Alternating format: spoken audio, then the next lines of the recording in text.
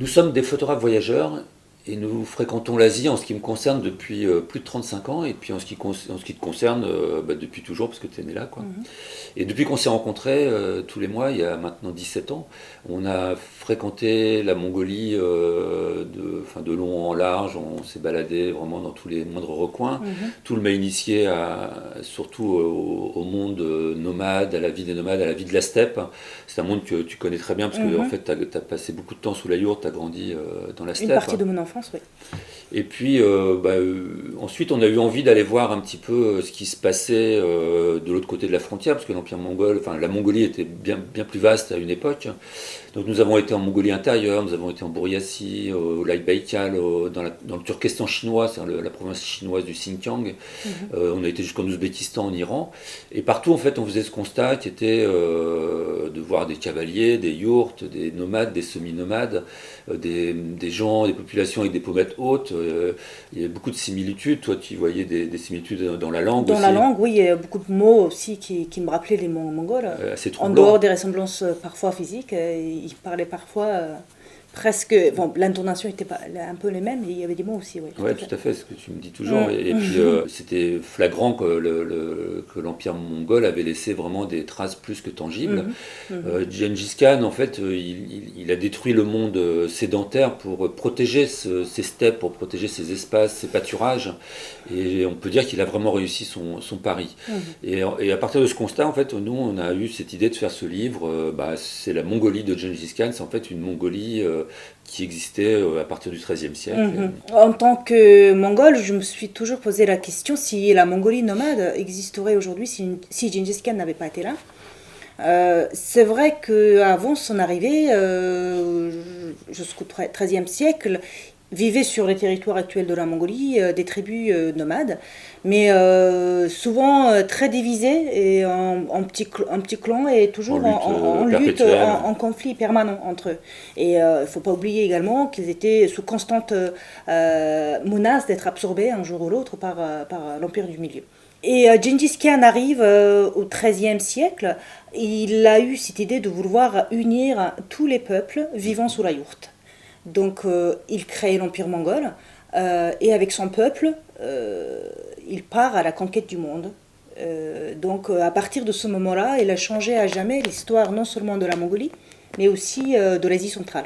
On a voulu construire le livre exactement comme Gengis Khan qui est parti en conquête. Donc nous, on part de son lieu de naissance qui est le Khenti, et puis on avance et en chemin on s'arrête sur des thématiques comme le chamanisme, comme le cheval, parce que le cheval c'est quelque chose de voilà, c'est primordial pour les Mongols. Donc on raconte un petit peu son rôle, les fêtes, le nadam, Mhm, et surtout ce qu'on a voulu mettre en avant, c'est le mode de vie nomade. mhm. Et pour ce faire, nous sommes vraiment des nomades aussi quand on est en Mongolie. En fait, on a notre voiture, notre 4x4, et on voyage en parfaite autonomie. On a tout ce qu'il faut pour tenir plusieurs semaines dans la steppe, ce qui nous permet d'aller au plus proche À la rencontre des nomades pour pouvoir partager leur vie au quotidien. Ouais. Oui, puis c'est vrai que toi étant mongol, on a une approche qui est rare,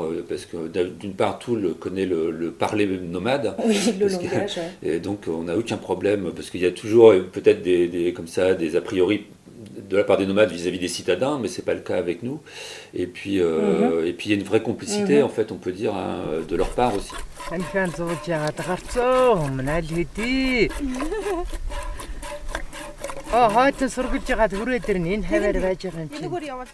Ils sont fiers de leur vie, de leur mode de vie, et ils ont envie de le partager. Ils savent très bien que nous sommes là aussi pour montrer ça au monde.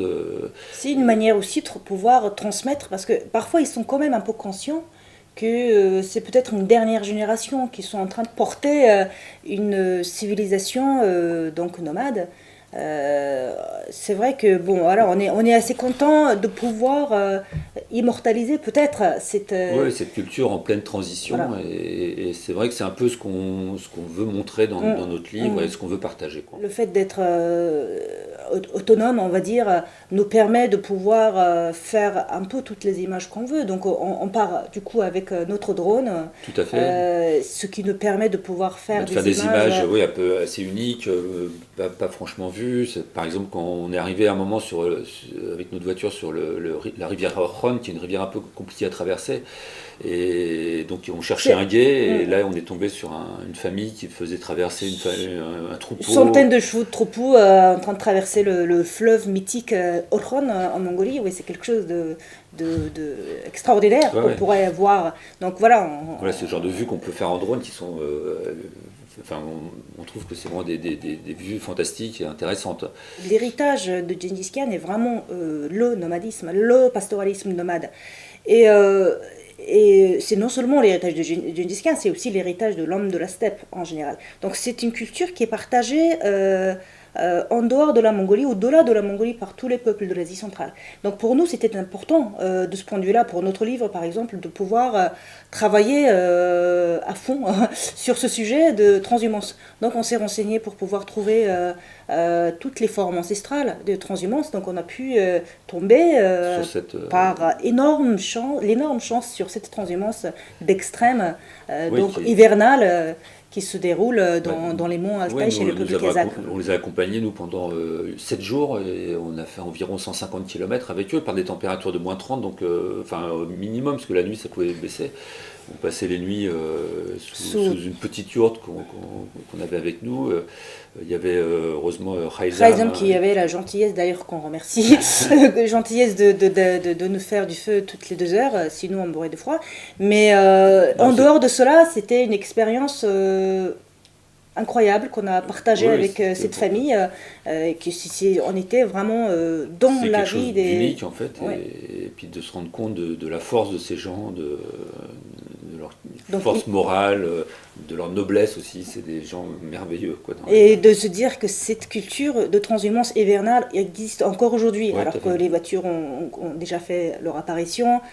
Donc voilà, il y a encore des familles qui perpétuent cette tradition.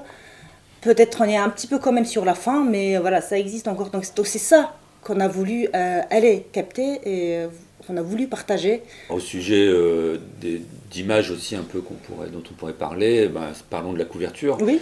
Ce qu'on voit, c'est Herbolat, donc, qui est le fils de Khaizam, qui est avec son aigle au poing et qui chemine avec ses troupeaux.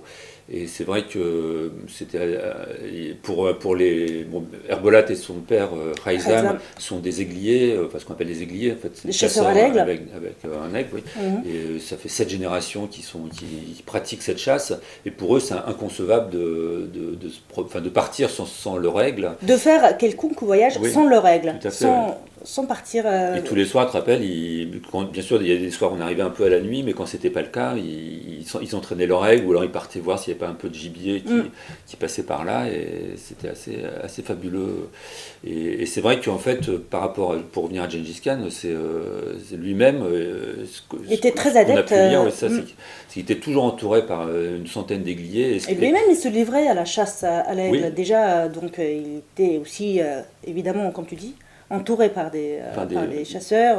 Et quand il arrivait sur les champs de bataille, il faisait voler comme ça une centaine d'aigles, et c'est vrai pour impressionner l'ennemi. Ça devait être très impressionnant. Mais voilà, donc c'est un exemple de plus.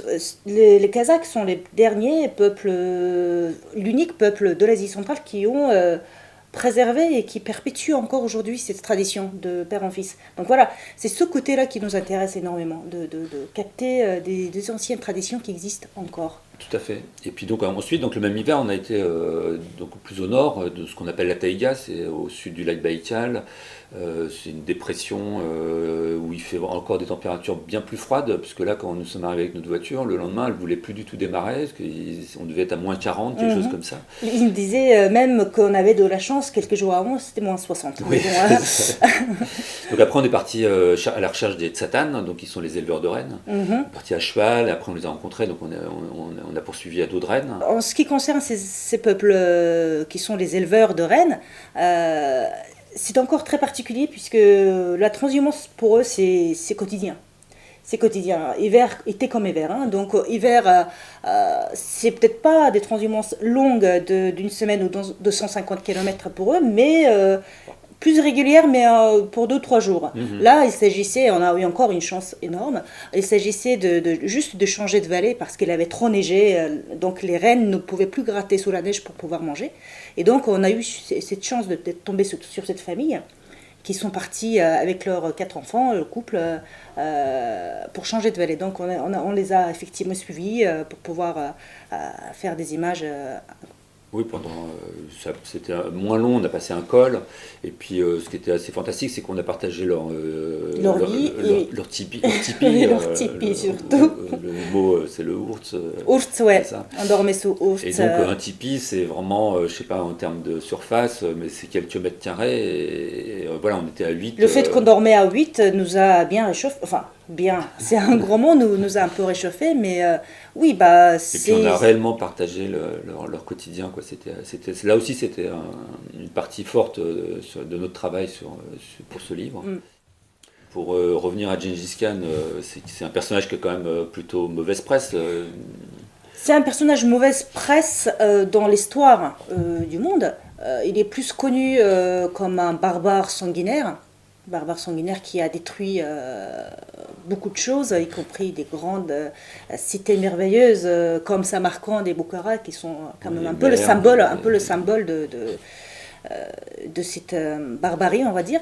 Mais on connaît beaucoup, enfin on connaît évidemment, mais on parle beaucoup moins du côté plus positif de l'histoire, c'est-à-dire Gengis Khan a réussi à instaurer une grande période de paix et donc du coup de progrès qui est parti de cette époque-là et qui a duré pendant l'époque de l'Empire mongol, c'est-à-dire pendant plus d'un siècle et demi. Donc sur un grand territoire qui allait depuis la mer de Chine jusqu'au golfe Persique. Donc il y a eu des échanges, il a beaucoup favorisé des échanges commerciaux, des culturels, notamment par la route de la soie. Ouais. La route de la soie n'a jamais été aussi intense et aussi sûre également, c'est pour ça que ça a été intense d'ailleurs, que pendant l'époque de Gengis Khan, puisqu'il était sécurisé. Donc, pareil, au niveau de la religion, il était très très moderne. C'est une religion, une question beaucoup d'actualité d'aujourd'hui, mais à l'époque, déjà au XIIIe siècle, Gengis Khan était déjà très moderne. Il était très très tolérant. Il avait instauré cette atmosphère de tolérance. Lui-même était adepte du chamanisme.